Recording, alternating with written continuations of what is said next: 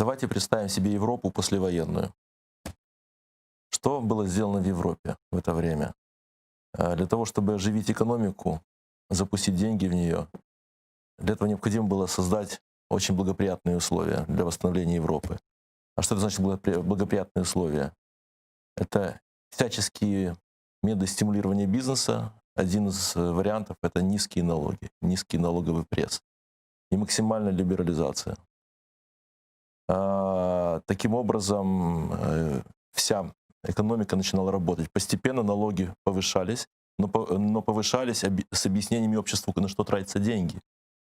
Там была прозрачность. Сейчас, когда нам говорят, что в Европе налоги примерно такие же, как в Украине, и Украине нужно идти по европейскому пути, но нужно сравнивать прошлое Европы и настоящее Украины.